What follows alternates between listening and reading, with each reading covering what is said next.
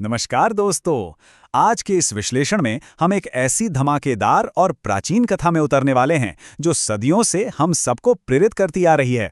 हम बात कर रहे हैं एक बेहद लोकप्रिय नायक बाल हनुमान के उद्गम और उनके अद्भुत जन्म की। ये सिर्फ एक आम कहानी नहीं है, बल्कि शक्ति, मासूमियत और ब्रह्मांडीय घटनाओं का एक कमाल का उदाहरण है। तो चलिए शुरू करते हैं।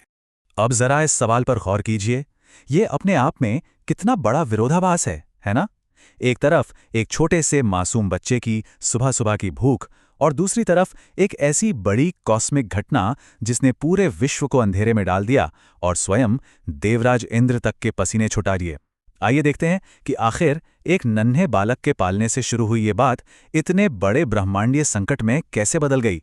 तो आइए बढ़ते हैं भाग 1 की तरफ, पवन पुत्र का दिव्य जन्म। इस कथा की शुरुआत होती है प्राचीन काल के सुमेरु पर्वत से। यहाँ राजा केसरी और माता अंजना निवास करते थे। अब देखिए, उस समय अलग अलग जगहों पर घटनाएं एक ही वक्त में कैसे जुड़ रही थीं। माता अंजना ने भगवान शिव की कठिन तपस्या की थी, जिससे प्रसन्न होकर शिवजी ने उन्हें पुत्र प्राप्ति का वरदान दिया था। पर ठीक उसी वक्त अयोध्या में राजा दशरथ की रानियां एक दिव्य खीर का सेवन कर रही थीं। तभी एक चमत्कार होता है। पवन देव यानी वायु के देवता की मदद से उस दिव्य खीर का एक अंश सीधे माता अंजना तक पहुंच जाता है। ये सब एक बहुत बड़ी ब्रह्मांडीय योजना का हिस्सा था। तो यहाँ मुख्य बात ये निकल कर आती है कि इस दिव्य आशीर्वाद के चलते भगवान शिव के 11वें रुद्र अवतार का जन्म हुआ। और क्योंकि वायुदेव ने उस दिव्य अंश को माता अंजना तक पहुंचाने में सबसे बड़ी भूमिका निभाई थी, इसलिए इस तेजस्वी बालक को एक प्यारा सा नाम मिला, पवन पुत्र। उनके भीतर जन्म से ही असीम और अद्भुत शक्तियां थीं। आगे बढ़ते हैं भाग 2 की तरफ, सूर्य या कोई रसीला फल। बल हनुमान बचपन से ही अद्भुत रूप से बलवान थे। अब सोचिए, एक दिन वो अपने पल्ले में लेटे हुए हैं और उन्हें अचानक लगती है बहुत जोर की भूख। ब्रह्मांड में एक अलग ही द्रव्यमानी खगोलीय घटना घट रही थी। राहु सूर्य को ग्रहण लगाने के लिए तेजी से आगे बढ़ रहा था।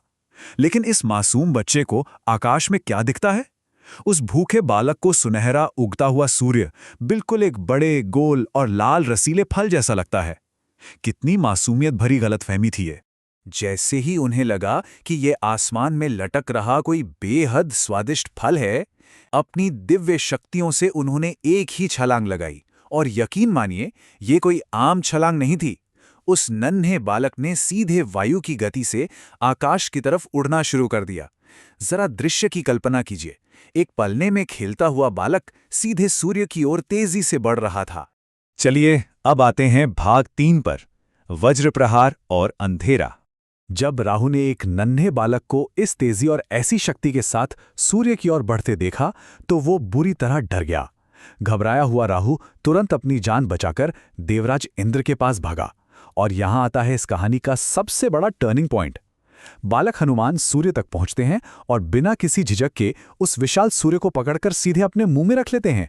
जैसे ही उस मासूम ने सूर्य को निगला, पूरे संसार में एकदम से घंघोर अंधेरा छा गया। एक पल में पूरे ब्रह्मांड के प्रकाश का स्रोत ही गायब हो गया। सभी देवी देवता चिंता और घबराहट में पड़ गए। अब देवराज इंद्र की प्रतिक्रिया को समझिए। वो हालत देखकर गुस्से से आग बबूला हो गए थे। पहले तो उन्होंने पूरे ब्रह्मांड को अंधेरे में डूबा हुआ देखा। फिर उन्हें देखा कि इस सब के पीछे एक छोटा सा बालक है जिसने सूर्य को ही बंदी बना लिया है। इस अजीब और द्रवनी स्थिति को देखकर उन्होंने बिना पूरी बात समझे क्रोध में अपना सबसे शक्तिशाली और विध्वंसक अस्त्र निकाल लिया, वज्र। और बिना देरी किए उन्होंने उस अस्त्र से उस मासूम बालक पर प्रहार कर दिया। और दोस्तों, यहीं से हमें इस नायक का सबसे मशहूर और लोकप्रिय नाम मिलता है। इंद्र का वो तेजस्वी वज्र जाकर बालक की थोड़ी पर लगा। संस्कृत में थोड़ी को हनु कहा जाता है। उस भयंकर प्रहार से बालक मूर्छित होकर सीधे धरती पर गिरने लगा। और क्योंकि ये चोट उनकी हनु पर लगी थी, उस दिन के बाद से उनका नाम हमेशा के लिए हनुमान पड़ गया। ये वही नाम है जिसे आज हम सब जानते हैं। अब आते हैं इस कथा के आखिरी और सबसे महत्वपूर्ण पड़ाव पर, भाग 4, देवताओं के वरदान और सीख। अब आप ही सोचिए, जब एक पिता अपने छोटे से बेटे पर हुए ऐसे प्रहार को देखेगा तो परिणाम कितने भयानक हो सकते हैं। जब पवन देव ने अपने पुत्र को मूर्छित अवस्था में धरती पर गिरते देखा तो उनका क्रोध 7वें आसमान पर पहुंच गया। उन्होंने गुस्से में आकर पूरे ब्रह्मांड की वायु को ही रोक दिया। हवाएं एकदम रुक गईं। बिना वायु के सारे जीव जंतु, यहां तक कि देवता भी तड़पने और घुटने लगे।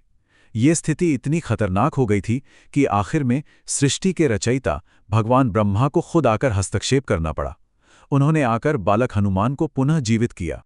लेकिन बालक के ठीक होने के बाद भी पवनदेव का गुस्सा पूरी तरह शांत नहीं हुआ था।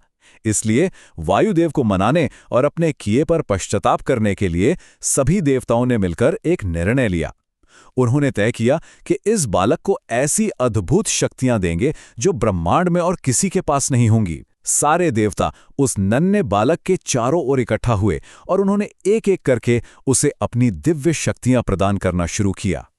जरा इन दिव्य वरदानों पर गौर कीजिए, जिन्होंने हनुमान जी को ब्रह्मांड का सबसे शक्तिशाली वीर बनाया। ब्रह्मा जी ने कहा कि कोई भी अस्त्र इनका वध नहीं कर सकेगा। यमराज ने उन्हें किसी भी बीमारी और दंड से मुक्त कर दिया। वरुण देव ने वरदान दिया कि उन्हें कभी जल का भय नहीं होगा। और विश्वकर्मा, जो देवताओं के शिल्पी हैं, उन्होंने हनुमान जी को किसी भी यंत्र या मशीन से हमेशा के लिए सुरक्षित कर दिया। सोचिए जरा, इन सभी वरदानों ने मिलकर हनुमान जी को लगभग अजर अमर और सबसे ताकतवर बना दिया।